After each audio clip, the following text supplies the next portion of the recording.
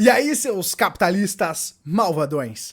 Gabriel Pelissaro na área, bora para mais um vídeo, porque hoje nós vamos falar do Celso Russomano, o nobríssimo deputado Celso Russomano, que está falando groselha em rede nacional, e a gente vai rebater o que ele falou em rede nacional, provando que não, o dinheiro hoje não tem mais lastro no ouro. Não, o dinheiro, o real, o dólar, não tem mais lastro, Russomano. Você falou groselha em rede nacional e eu vou te mostrar aqui, a gente vai, mais pro final do vídeo, trazer uma mini aula sobre a história monetária para você parar de falar groselha e, claro, para que o brasileiro entenda da verdade e pare de cair na lábia de políticos que nem sabem o que estão falando. Nós também vamos falar aí sobre o Bitcoin, que foi o que ele estava chamando de golpe, que não tem lastro, e ele confundiu toda a salada com esquemas de pirâmide. E eu vou te ensinar a identificar um esquema de pirâmide para você parar de perder seu dinheiro com esses golpistas safados que ficam prometendo uma rentabilidade garantida em um ativo que é renda variável. Se o Estado tivesse o mínimo de decência, se esses deputados tivessem o mínimo de decência de criar um sistema educacional decente, as pessoas não cairiam em golpe, mas elas teriam discernimento, elas saberiam pensar e não precisariam mais de políticos. Então é de interesse de políticos que o sistema educacional seja uma porcaria, para que as pessoas elas sejam ovelhinhas indefesas e fiquem caindo em porcarias. E claro, elas precisem de um salvador para criar uma lei para que proteja elas, sendo que elas mesmas não têm discernimento, não têm capacidade de cuidar da própria vida, porque na base isso não foi ensinado a elas. Elas aprenderam o que tem no cosseno da hipotenusa, elas aprenderam a porra da mitocôndria, mas elas não sabem a diferença entre renda fixa e renda variável e por isso caem em golpes. Antes que eu me exalte, vamos compartilhar a tela, já vai deixando aquele seu like, seu capitalista, e a gente vai então introduzir esse assunto e depois falar sobre essa questão da monetária, ok? Vamos lá. Então aqui o nosso querido, né, Celso Russomano, eu até publiquei ontem lá no meu Instagram essa história, nosso querido Celso Russomano aqui, ele está falando então que o dinheiro, ele é lastreado em ouro. Então ele falou que o real é lastreado em dólar e o dólar é lastreado em ouro lá no programa do Cidade Alerta. O que é uma falácia. O real não tem lastro, o real é uma moeda fiduciária e ao longo do vídeo você vai entender o que é uma moeda fiduciária. Você vai entender que fiat vem do latim e significa confiança. Então, a moeda fiat é uma moeda que ela é lastreada na confiança das pessoas. A gente vai introduzir, a gente vai desenrolar todo esse assunto. Então, o Celso Russomano, numa rede nacional, falou que o dinheiro é lastreado em ouro, o que é uma falácia, e nós vamos desenrolar tudo isso. Começa que o real não tem lastro. O real não tem lastro. O que nós temos aqui no Brasil é uma reserva em dólar, uma reserva de dívida americana, o que já começa a ser uma loucura, né? A nossa reserva, ela é a dívida americana, mas tá tudo bem. Hoje é visto como o top de linha, a mais confiável e tudo mais. O Brasil tem uma reserva pequena em ouro. Nós temos uma pequena quantidade em ouro nas nossas reservas. A maior parte é em dólar. Só que se você for ver o dólar ele não tem lastro algum. O lastro do dólar está na confiança dos Estados Unidos, dos políticos, do emprego, do poderio militar. Esse é o lastro do dólar, porque com o fim do padrão Bretton Woods, que nós vamos aprofundar daqui a pouco, essa conversibilidade do dólar em ouro, ela foi finalizada pelo Nixon, né, pelo presidente Nixon em 71. Então nós vamos falar sobre isso também. E a grande questão é que antigamente você tinha, com o padrão Bretton Woods, você tinha conversibilidade de $1, certo? $1 em quer dizer, 35 dólares em uma onça Troy, que é 35 gramas de ouro, algo assim. Então, 35 dólares era conversível em uma onça Troy. Hoje não é mais assim. E o Russomano tá dizendo que ainda é assim, acho que ele parou no tempo, né? Mas vamos lá. Então, qual foi a treta aqui, seus capitalistas? Qual foi a treta aqui, seus capitalistas? O Russomano, em rede nacional, ele falou o seguinte, que as criptomoeda é um golpe e não tem lastro. Então, olha só o que o Russomano tá falando. Que criptomoeda é um golpe e não tem lastro. Sendo que você vai entender agora que o que ele falou aqui, que o dinheiro tem lastro, é uma mentira. Então, você vai ver agora a canalice do negócio ou a burrice da pessoa. É uma das duas opções, né? Aí você escolhe. Então, criptomoeda é golpe, não tem lastro, diz o Celso Russomano. E aí, no Cidade Alerta, ele estava apurando o caso de fraude de 10% ao mês e o deputado então emitiu essa opinião. Então, vamos agora começar a desenrolar essa história. No programa Cidade Alerta, a da Record, acho que é, né?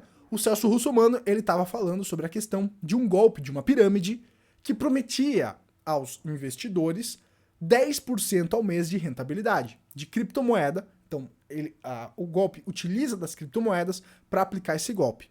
Mas é porque golpistas utilizam das criptomoedas que criptomoeda é um golpe? Não. Esquemas de pirâmide aqui no Brasil já utilizaram boi como fachada de pirâmide, já utilizaram perfume, já utilizaram rastreador de GPS, como é o caso da Bebom, já utilizaram VoIP, como é o caso da Telex Free. Então, vários esquemas de pirâmides, eles já utilizaram diversos produtos e serviços e desculpas mirabolantes para justificar a existência daquele golpe. Mas não é porque um esquema de pirâmide utilizou boi que boi é um golpe. Não é porque um esquema de pirâmide utilizou perfume que perfume é um golpe. Ou que utilizou o VoIP, que é voz sobre IP, que é o caso do Skype, que o voz sobre IP é um golpe. Então a gente tem que discernir as coisas. Se as pessoas tivessem o mínimo de educação estatal, se o MEC fizesse uma cartilha para as escolas públicas e privadas decente, que preparassem as pessoas para a vida, as pessoas saberiam que um rendimento de 10% ao ano, se ela colocar R$100, em, sei lá, 10 anos ela vai ter o PIB do Brasil, o PIB dos Estados Unidos, de juro composto, e que isso não existe. Então, se as pessoas tivessem o ensinamento de base, o ensino de base, elas não cairiam nesses golpes. Essa que é a grande treta, que esses políticos, por interesse, não fazem algo para mudar isso. E eles começam a distorcer as coisas. Então a gente vai começar aqui a trazer a verdade e limpar toda essa sujeira. Começando então que o Celso Russomano tá certo em descer o pau em esquema de pirâmide.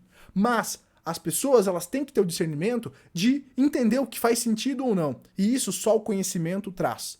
Por isso que a gente bate tanto aqui para você buscar o conhecimento antes de entrar em qualquer negócio. Você tem que entender onde você está entrando. Não existe rendimento garantido em renda variável. Começa por aí, beleza? Vamos lá. Agora vamos aqui aprofundar essa questão da conversibilidade e do lastro, que não existe, o Russomano tá falando merda. Antes, vamos aqui dar uma olhada no trabalho do nosso nobríssimo deputado. Vamos aqui pro próximo story, que tava lá no Instagram. Esse é o trabalho do Russomano. Estão indo muito bem. As pessoas sérias estão fazendo o seu trabalho. Vamos lá. Eu quero um rolo de papel higiênico. Só um. Tá bom. Bom, isso é um problema seu ou nós vamos chamar a polícia aqui? Isso é um problema seu do supermercado. Eu quero uma toalha de papel, como manda a lei. Eu quero uma caixa de fósforo só, apenas uma. A gerente tem...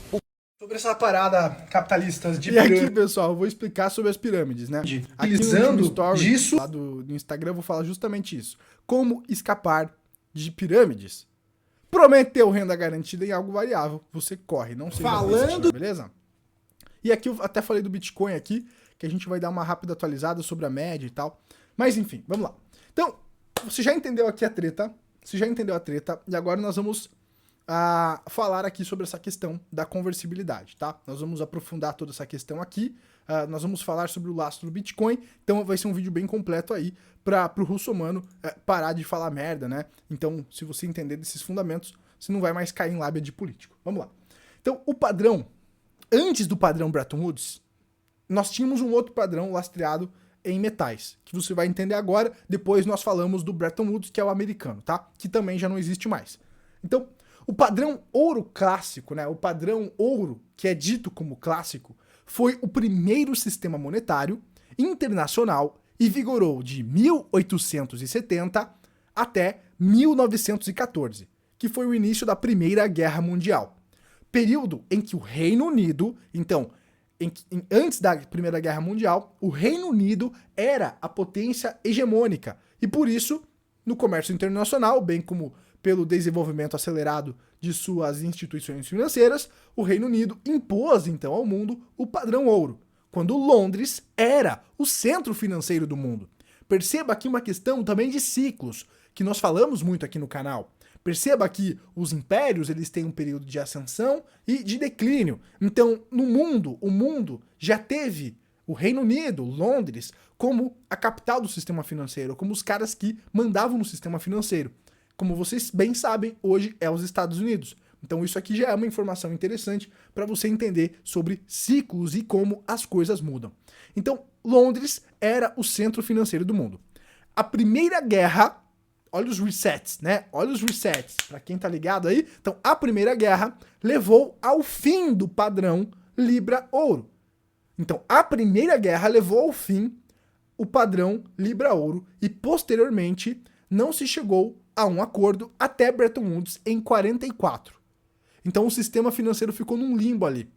Então, o período de 1914 até 1944 caracteriza-se pela desordem monetária e pela existência de um país, pela inexistência de um país claramente hegemônico. Então ficou num limbo ali.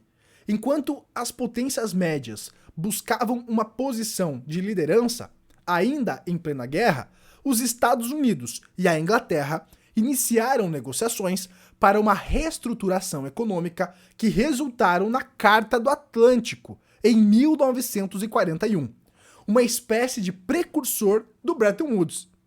Após o fim da guerra, quando os Estados Unidos emergem como uma potência mundial, o Ocidente passa a ter uma nova ordem monetária e econômica internacional, ao se tornarem a nação hegemônica. Os Estados Unidos impõem ao mundo o dólar como moeda internacional e a supremacia do país, também no campo monetário e na condução das finanças mundiais. Isso acontece, então, ali na década de 40.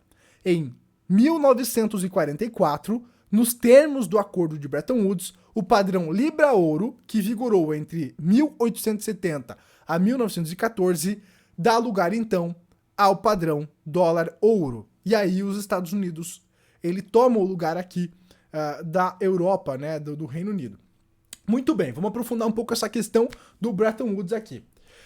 Então, a finalidade do Bretton Woods, pessoal, era a adoção do dólar americano como reserva internacional. E ele foi escolhido pois os pilares dos Estados Unidos eram mais sólidos, era o país mais sólido ali, até por conta da guerra e tudo mais, do poderio militar e tudo mais. Após a década de 60, o déficit da balança comercial americana ele começou a aumentar. O governo estava gastando dinheiro demais, seus capitalistas. Então, olha só a importância de entender os fundamentos. Então, o governo americano, lá nessa época, estava gastando dinheiro demais. E isso começou a gerar desconfiança dos países que depositavam as suas reservas nos Estados Unidos. Então, poxa, eu vou confiar a minha reserva do meu país nos Estados Unidos, sendo que eles estão imprimindo dólar a rodo, estão depreciando essa moeda e talvez não tenham toda essa reserva de ouro. Porque lembra que a gente falou no início do vídeo que com a conversibilidade uma onça Troy equivalia a 35 dólares? Então, se os Estados Unidos começa a imprimir dólares, ele precisa ter essa conversibilidade do ouro, ele precisa garantir isso.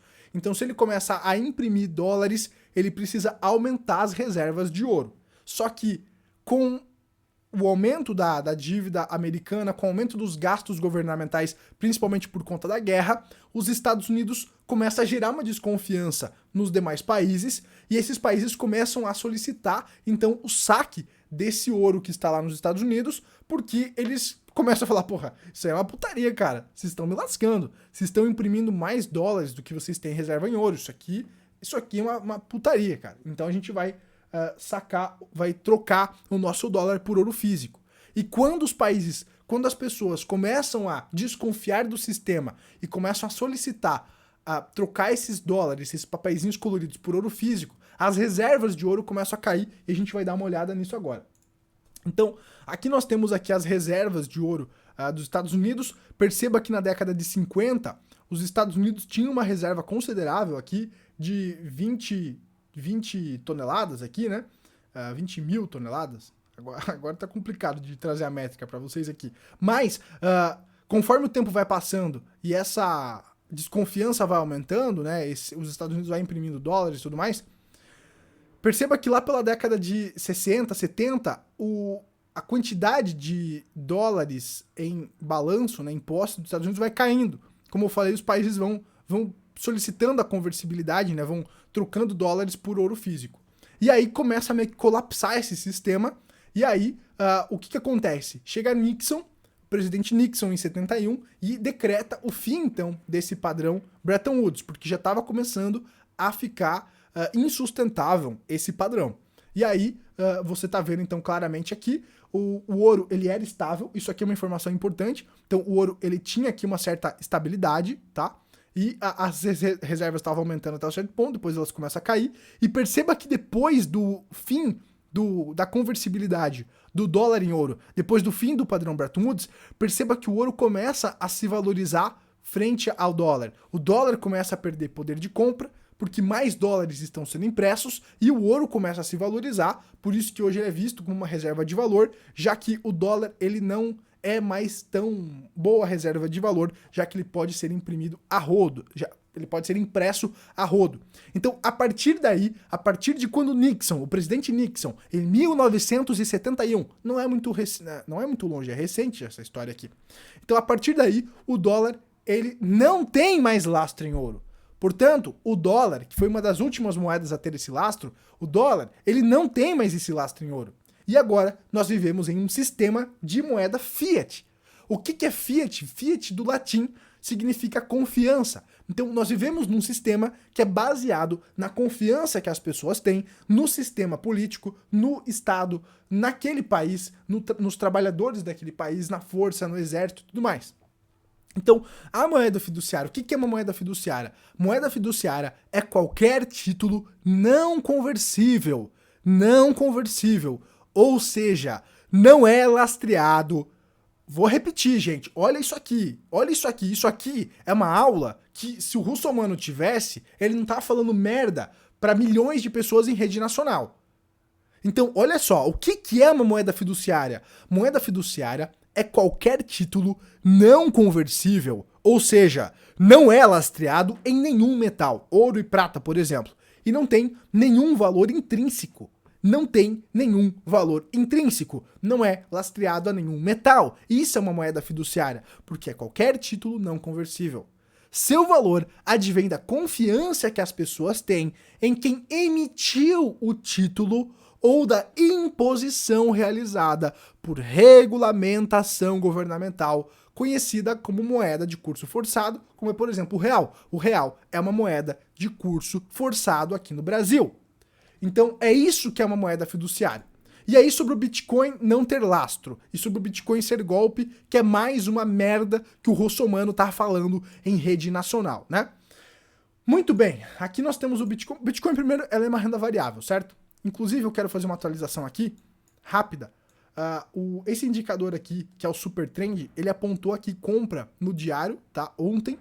Então, foi um movimento bastante expressivo essa alta aqui, mostrou força. E aqui uma atualização rápida, pessoal, nem era o objetivo desse vídeo. Aqui nós estamos acima da média de 56. Então a gente tem que ficar de olho agora se a média de 56 vai servir como suporte ou o preço vai vir abaixo. Isso vai definir muito aí os próximos dias, então eu tô esperando aqui uma consolidação dessa região, até porque a gente tá formando aqui um shooting star, então a gente tem que ficar de olho nisso, tá? Mas vamos lá. Então, qual é o lastro do Bitcoin? O Bitcoin, pessoal, ele não tem um lastro em metais, por exemplo. O que eu vejo como lastro do Bitcoin é a força da rede, que nós vamos falar aqui, e o Bitcoin ele não precisa de um lastro, porque no algoritmo dele, ele tem a limitação de quantos Bitcoins serão minerados, que é lá 21 milhões de unidades. Hoje, quantas unidades estão disponíveis aqui em circulação? Quase 19 milhões de unidades. Então, hoje nós temos quase 19 milhões de unidades em circulação. Então, 19 milhões de unidades já foram mineradas. E aí, o supply máximo que nós teríamos é 21 milhões de unidades. Então, o supply já foi pré-definido no algoritmo do Bitcoin.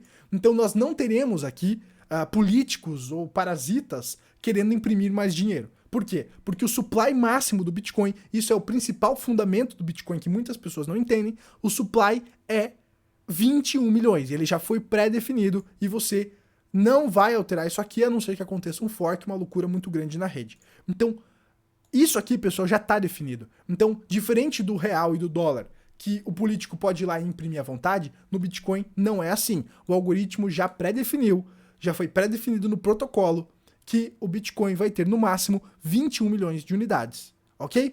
E hoje nós temos então 19 milhões de unidades, e como vocês que acompanham o canal já sabem, de tempos em tempos acontece o halving, onde a recompensa aos mineradores vai caindo pela metade. Então, conforme o passar do tempo, o Bitcoin ele vai se tornando mais escasso e por isso ele tende a se valorizar, certo? É uma escassez digital. E o lastro que a gente poderia trazer aqui nessa visão digital, nessa novo mundo, né? A confiança está justamente na rede, no hash rate da rede. Então, existem máquinas, deixa eu ver se eu vou conseguir achar aqui as fazendas, eu já mostrei isso aqui, mas vamos lá. Fazendas de mineração de Bitcoin. Vamos ver se eu mostro alguma aqui, ó. Vamos lá. Ó, então, eu já minerei Bitcoin, né? Então, são ASICs, né? Você tem as ASICs. Então, são máquinas reais. São máquinas onde as pessoas colocam milhões e milhões e milhões de dólares, de reais, para colocar essas máquinas. Dentro dessas máquinas, você vai ter componentes, você vai ter inclusive ouro. Você tem aqui uma estrutura física, como se fosse um data center, de rede, de consumo de energia. E eu vejo que isso aqui é o lastro do Bitcoin, que dá a força computacional, que dá a segurança da rede. Então, dizer que o Bitcoin não tem lastro também é uma maluquice, porque é um lastro digital, é um lastro diferenciado, e por trás do Bitcoin você tem uma estrutura gigantesca física. Isso dá lastro ao Bitcoin. Isso aqui é o hash rate da rede. É o quanto a rede é robusta, o quanto a rede é segura e o quanto as pessoas estão dedicando energia para manter essa rede segura. Eu vejo que isso aqui é o lastro do Bitcoin, tá? É um dos lastros, mas o Bitcoin não precisa de lastro porque ele tem um supply máximo de 21 milhões. Então, diferente do real, que precisa colocar limite, senão os políticos imprimem à vontade para fazer um monte de porcaria, o Bitcoin ele já tem pré-definido no algoritmo um limite. Por isso que você não precisa necessariamente de um lastro para fazer com que esse dinheiro não se desvalorize por conta do aumento da base monetária, como acontece com o dólar, com o real, que eles vão imprimindo à vontade e esse dinheiro vai perdendo valor, beleza? Então foi um resumão aqui não tão rápido, busquei trazer vários detalhes aqui para vocês de como a gente precisa entender das bases, entender dos fundamentos para, primeiro, não cair em golpes, como as pirâmides, e também não cair em falácia de político que nem sabe o que está falando e alcança milhares de pessoas. E, infelizmente, um reflexo do Brasil ser tão merda é as pessoas votarem num cara desse que fala groselha em rede nacional, que humilha o caixa de supermercado querendo uma caixinha de fósforo. Então, esse é o Brasil que nós temos. Se você gostou desse vídeo, deixa seu like. Se você conhece alguém que também fala essas groselhas, compartilha esse vídeo. Nos vemos na próxima, seus capitalistas malvadões. Tchau, tchau!